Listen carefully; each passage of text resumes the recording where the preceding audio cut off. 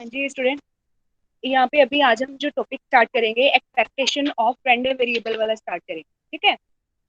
जो last topic हमने cover किया है वो हमने किया था रैंडम वेरिएबल वाला। ये भी टॉपिक उसी के साथ का है, बस थोड़ा सा जो टॉपिक चेंज आएंगे वो भी हम स्टार्ट करेंगे। ठीक है। इंपॉर्टेंट टॉपिक है पेपर के पॉइंट ऑफ।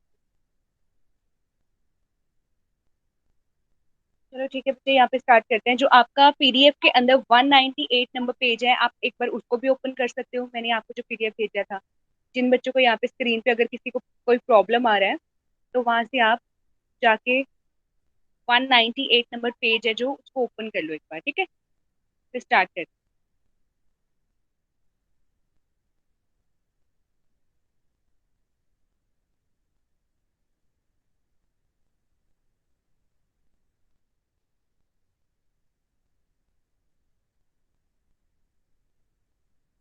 ओके, सबसे पहले देखो, जैसे हमने रैंडम वेरिएबल वाला अपना टॉपिक किया था, है ना, उसके अंदर क्या हमने किया था कि जो रैंडम वेरिएबल है वो आपका टू पार्ट के अंदर डिवाइड होता है।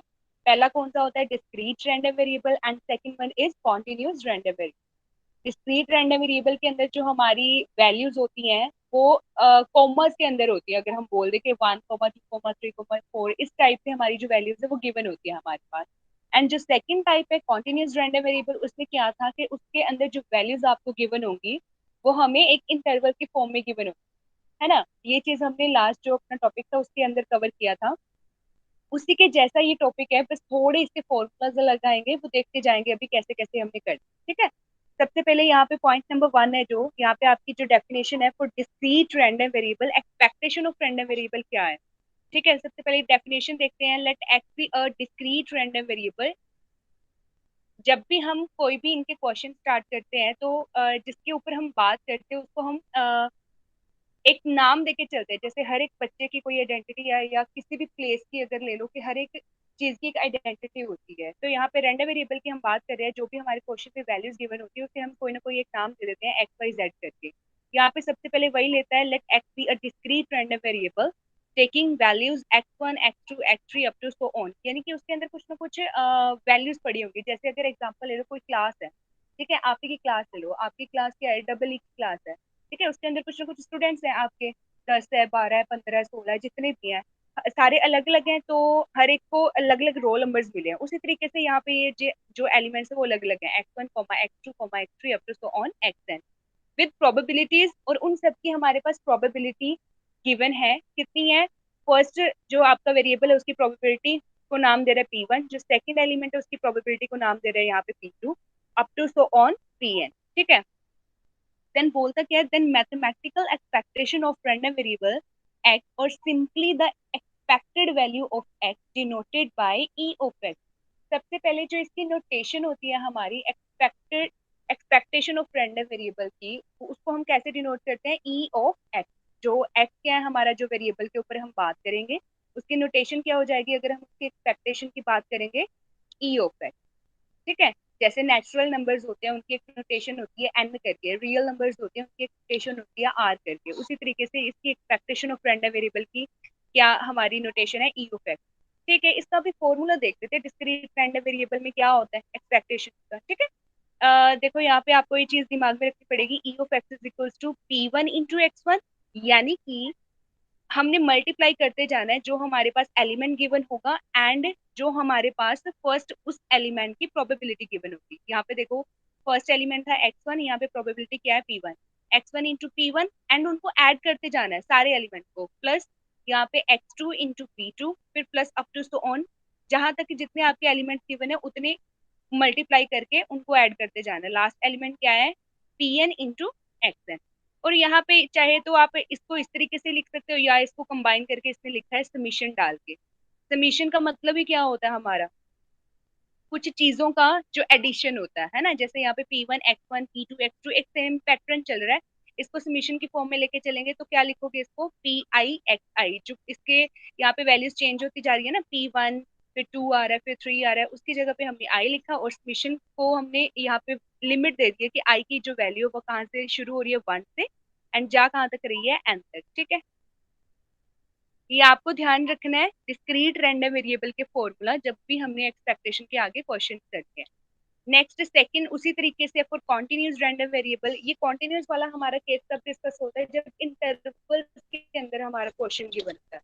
यहाँ पे डेफिनेशन देख लेते हैं, let x be a continuous random variable taking values from minus infinity to infinity. यानी कि जो भी कोई इंटरवल की बात होगी वो कहाँ से कहाँ तक होगा, माइनस इन्फिनिटी टू इन्फिनिटी में से ही हम लेंगे।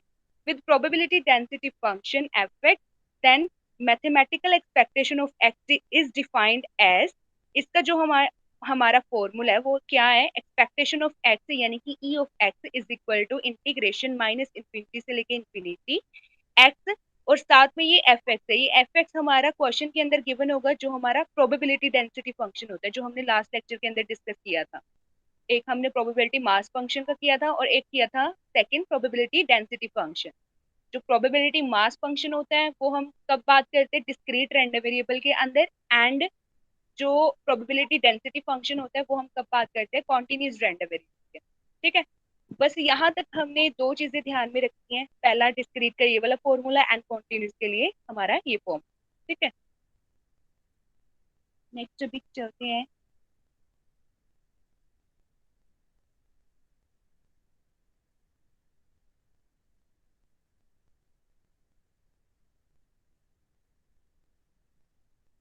और साथ के साथ हाँ जी बच्चे, यहाँ पे इसकी एक एग्जांपल देख लेते हैं, इससे नीचे यहाँ पे एग्जांपल भी दे रखी है, बिल्कुल 198 नंबर पेज पे। फॉर एग्जांपल फर्स्ट पॉइंट आपका क्या है, let x be a discrete random variable with the following distribution. यहाँ पे हमारे पास एक्स की कुछ वैल्यूज गिवन दे रखी हैं, यानी कि जैसे इसकी डिस्क्रीट रैंडम वेरिएबल में कुछ ना कुछ एलिमेंट हमारे पास गिवन होते हैं ना, x one x two x three up to so on x n. उनकी हमारे पास यहाँ पे क्वेश्चन दे दिया है, वैल्यूज देती है 0 20 0 40 0 -30, और उनके साथ यहाँ पे डेफिनेशन में प्रोबेबिलिटी भी थी, यहाँ पे क्वेश्चन में उसने प्रोबेबिलिटी भी दे दी है हमें। जब x की वैल्यू 0 है तो उसकी प्रोबेबिलिटी 1/6 है, उसी तरीके से जब 20x की वैल्यू, तो प्रोबेबिलिटी हमारे पास 1/6 है, और सारी वैल्यूज हमारे पास यहाँ पे दे दी है। करना हमने क्या है यहाँ पे, इसकी एक्सपेक्टेशन निकालनी है डिस्क्रीट रैंडम वेरिएबल की, तो हमारा फॉर्मूला ये वाला यूज होगा, है ना। फॉर्मूला क्या था कि प्रोबेबिलिटी को मल्टीप्लाई करते जाना है जो हमारी वैल्यू है, और उनको ऐड करते जाना है सबको। तो यही चीज इसने की है, देन द एक्सपेक्टेड वैल्यू और expectation is E of x, सबको मल्टीप्लाई करते जाएंगे, एक्स की वैल्यू को और पी एक्स की वैल्यू को, 0 × 1/6 प्लस 20 × 1/6 प्लस 0 × 1/6 अप टू सोन, ऐसे ही सारा फॉर्मूला हम अप्लाई करेंगे। देन इनको सिंपल मल्टीप्लाई करके ऐड कर देना, जो भी आएगा वो आपका आंसर आ जाएगा, उसकी एक्सपेक्टेड वैल्यू आ जाएगी। सेम उसी तरीके से इसमें सेकंड यहाँ पे कॉन्टिन्यूस के लिए एग्जांपल दी है, जैसे let x be a continuous random variable with the density function. कभी भी डेंसिटी की बात आ जाए ना, प्रोबेबिलिटी डेंसिटी फंक्शन, तो वो हमारा कॉन्टिन्यूस का केस होता है। और जब भी कॉन्टिन्यूस की बात आ जाती है, दैट मीन्स वो इंटरवल के अंदर बात कर रहा है। ठीक है, जैसे कि यहाँ पे क्वेश्चन में ही देख लो, उसने क्वेश्चन को एक इंटरवल के अंदर डिवाइड कर दिया है।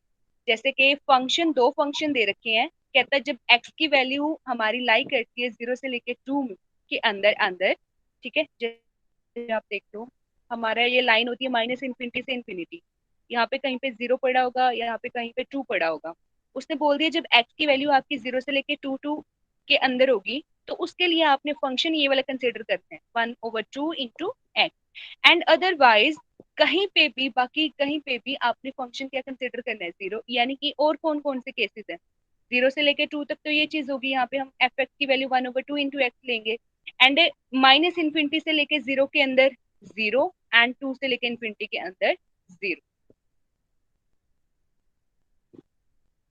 उसी के हिसाब से अभी जो हमारा फॉर्मूला था सेकंड नंबर वाला कॉन्टिन्यूस रैंडम वेरिएबल के लिए, वो हमारा क्या फॉर्मूला था, इंटीग्रेशन माइनस इन्फिनिटी से लेके infinity x into F x D x. ये यहाँ पे देखो अप्लाई करेगा ये, इंटीग्रेशन में जो लिमिट ली है माइनस इन्फिनिटी से इन्फिनिटी। अब ये जो हमारी लाइन थी अकॉर्डिंग टू दिस क्वेश्चन, यहाँ पे ये डिवाइड होगी है तीन पार्ट के अंदर, तीन इंटरवल के अंदर। कौन कौन सा, पहला होगा माइनस इन्फिनिटी से लेके 0, दूसरा होगा 0 से लेके 2, तीसरा होगा 2 से लेके इन्फिनिटी। यहाँ पे से यहाँ पे डायरेक्ट किया हुआ है बुक में, आप ऐसा कर सकते हो, देखो ये वाले पार्ट को अगर हम लिखे,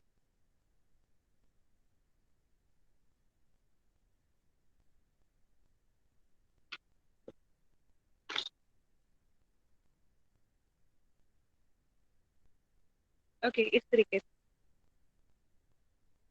यहाँ पे स्क्रीन पे देखो बच्चा,